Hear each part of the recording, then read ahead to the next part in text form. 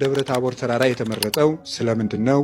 ሶስተኛ እነዚህ ሰዎች የተመረጡበት ምክንያት ምንድን ነው? ሁለተኛው ሐሳባችን ነው። የመጀመሪያው ቦታው ለምን ተመረጠና ከቦታው ጋር የተያያዘ ነገር እንማማራለን። ሁለተኛ እነዚህ ሰዎች የተመረጡት ነገር ምንድን ነው የሚያስተምረን? ሶስተኛው ጌታችን መድኃኒታችን ኢየሱስ ክርስቶስ በዕለቱ ምንድን ነው ያደረገው? እሱን በሚመለከት ስለዚህ ቦታውን በሚመለከት ደቀ መዛሙርቱን በሚመለከትና ጌታን በሚመለከት ሶስት ነገር ላይ ትኩረት እናደርጋለን ማለት ነው። የመጀመሪያው ቦታው ላይ ትኩረት እናደርግ። እንዲያው ይሄ ደብረ ታቦር የሚባለው ቦታ ከኢየሩሳሌም ወደ 160 ኪሎ ሜትር የሚርቅ ተራራ ነው። ከናዝሬት ደግሞ 23 ኪሎ ሜትር ራቅ ብሎ የሚገኝ ተራራ ነው። ቁመቱ 588 ሜትር ነው። ወደ ላይ ከፍታው ወይም 1843 ጫማ፣ በጫማ ሲለካ 1843 ጫማ ወይም 588 ሜትር ከፍታ ያለው ተራራ ነው ደብረ ታቦር። ወደዚህ ቦታ ነው ይዟቸው የወጣ ጌታ። ከ6 ቀን በኋላ ወደዚህ ተራራ ይዟቸው ወጣ።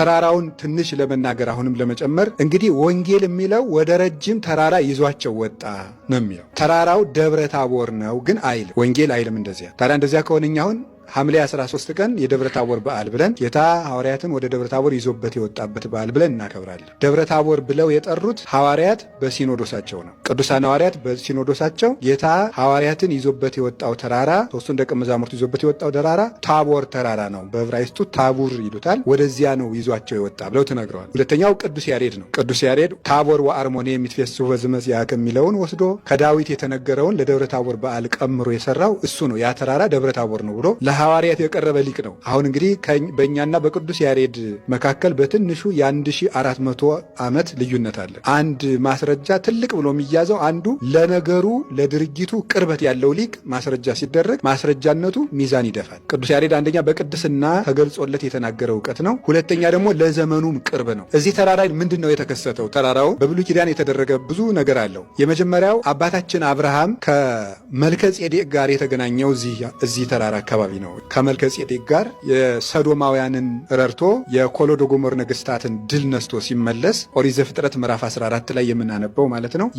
ያ ተራራ ከመልከ ጼዴቅ ጋር የተገናኘበት ተራራ ደብረ ታቦር። ሁለተኛ እስራኤል ወደ ከነአን ሲመጣ በጣም ትልቁ ተቃውሞ የገጠማቸው እዚህ ተራራ ላይ ነው። 20 ዓመትም የዚህ አካባቢ ንጉስ ደብረ ታቦርን ማዕከል አድርጎ ገዝቷቸዋል። ያንን ምሽግ አድርጎ ሲሳራ የሚባለው ንጉስ ለ20 ዓመታት ያክል እስራኤልን እያሰቃየ ሲገዛቸው ኖሯል። ይሄ ሲሳራ የሚባለው ንጉስ 900 የብረት ሰረገላዎችን ይዞ እስራኤልን ጦርነት የገጠመበት ቦታ ነው ደብረ ታቦር። በዛ ጊዜ የነበሩት ባርቅና ነቢይት ዲቦራ ናት እና ነቢይት ዲቦራ ነበረች እስራኤልን እንደ ንግስቱና የምታስተዳድራቸው። በእሷ ጸሎት ባርቅ መስፍኑ ሂዶ ሲገጥም 900 የብረት ሰረገላ የያዘውን 20 ዓመት እስራኤልን በእግሩ እርግጥ በእጁ ጭብጥ አድርጎ የገዛቸውን ንጉስ ድል የነሱት ምንም ሰረገላ ሳይኖራቸው ከዚያ ተራራ ተነስተው ከዚያ ተራራ ገጠሙት፣ በዚያ ተራራ አሸነፉት። ይሄ የተደረገበት ቦታ ነው ታቦር ተራራ። ስለዚህ ጌታችን መድኃኒታችን ኢየሱስ ክርስቶስ ወደዚህ ቦታ ይዟቸው ደቀ መዛሙርቱን ከ6 ቀን በኋላ ወጥተዋል ማለት ነው። እንግዲህ ረጅሙ ነው